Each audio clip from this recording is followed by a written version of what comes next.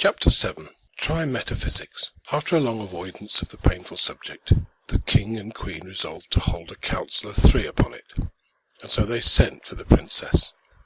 In she came, sliding and flitting and gliding from one piece of furniture to another, and put herself at last in an armchair in a sitting posture. Whether she could be said to sit, seeing she received no support from the seat of the chair, I do not pretend to determine.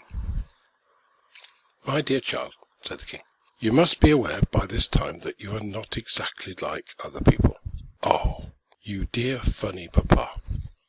I've got a nose, and 2 eyes, and all the rest. So have you. So has mamma." "Now be serious, my dear, for once," said the queen. "No, thank you, mamma. I'd rather not." "Would you not like to be able to walk like other people?" said the king. "No, indeed, I should think not. You only crawl. You are such slow coaches." "How do you feel, my child?" he resumed after a pause of discomfiture. "Quite well, thank you." "I mean, what do you feel like?" "Like nothing at all, that I know of." "You must feel like something." "I feel like a princess with such a funny papa, and such a dear pet of a queen, mamma." "Now really," began the queen, but the princess interrupted her. "Oh yes," she added, "I remember. I have a curious feeling sometimes, as if I were the only person that had any sense in the whole world." She had been trying to behave herself with dignity, but now she burst into a violent fit of laughter, threw herself backwards over the chair, and went rolling about the floor in an ecstasy of enjoyment. The king picked her up easier than one does a down quilt, and replaced her in her former relation to the chair. The exact preposition expressing this relation I do not happen to know. "Is there nothing you wish for?" resumed the king, who had learned by this time that it was useless to be angry with her. "Oh, you dear papa, yes," answered she. "What is it, my darling?" "I have been longing for it. Oh, such a time, ever since last night." "Tell me what it is." "Will you promise to let me have it?" The king was on the point of saying yes, but the wiser queen checked him with a single motion of her head. "Tell me what it is first," said he. No, promise first." "I dare not. What is it?" "Mind, I hold you to your promise. It is to be tied to the end of a string, a very long string indeed, and be flown like a kite." "Oh, such fun! I would rain rosewater and hail sugar plums and snow whipped cream and A fit of laughter checked her, and she would have been off again over the floor, had not the king started up and caught her just in time. Seeing nothing but talk could be got out of her, he rang the bell, and sent her away with 2 of the ladies in waiting. "Now, Queen," he said, turning to her Majesty, "what is to be done?" "There is but one thing left," answered she. "Let us consult the College of Metaphysicians." "Bravo," said the Queen, "we will." Now at the head of this college were 2 very wise Chinese philosophers, by name Humdrum and Copycake. For them the king sent, and straightway they came.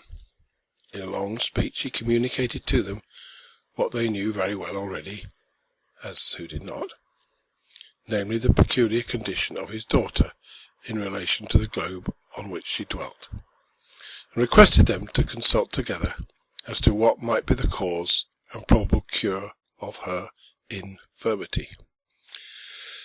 The king laid less stress upon the word, but failed to discover his own pun.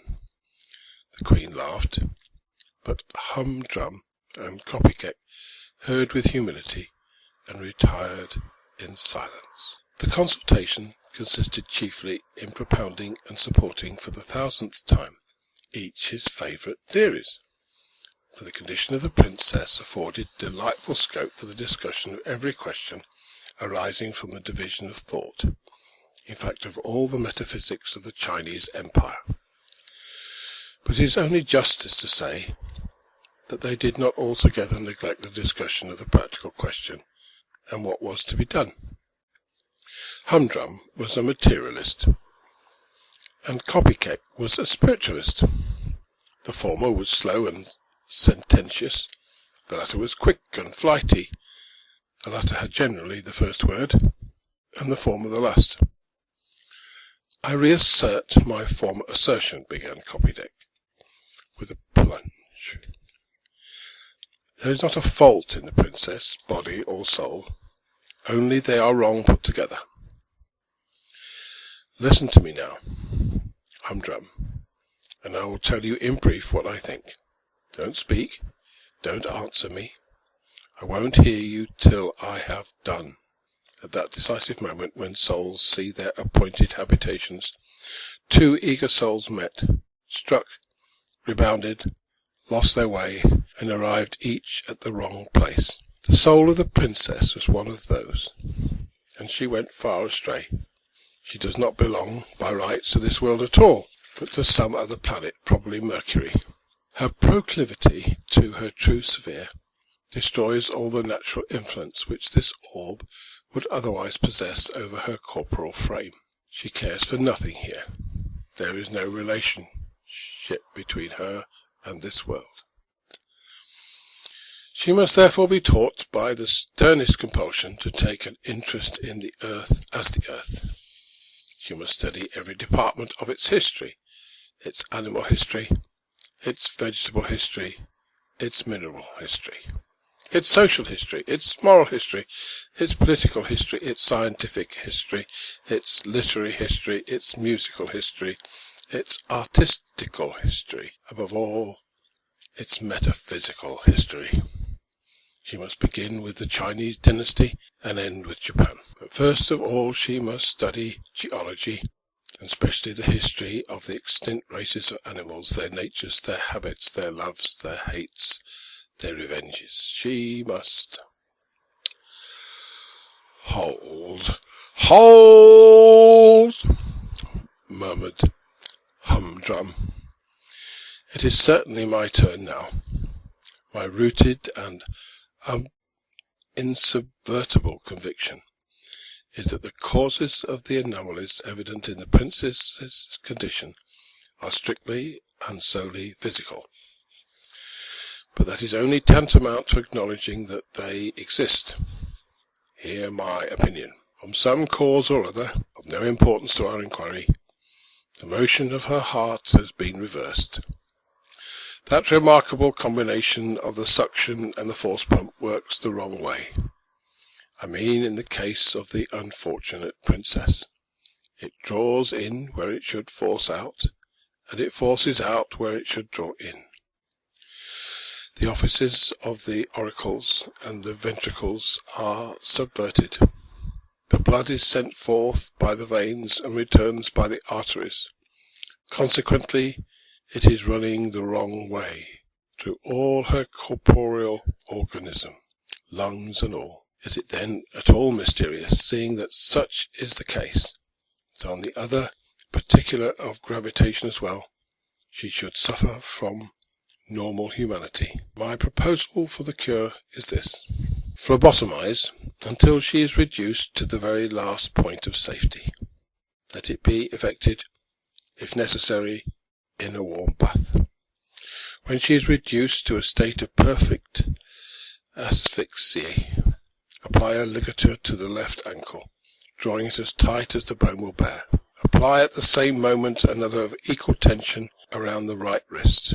By means of plates constructed for the purpose, place the other foot and hand under the receivers of 2 air pumps. Exhaust the receivers. Exhibit a pint of French brandy, and wait the result, which would presently arrive in the form of grim death, said Copycat.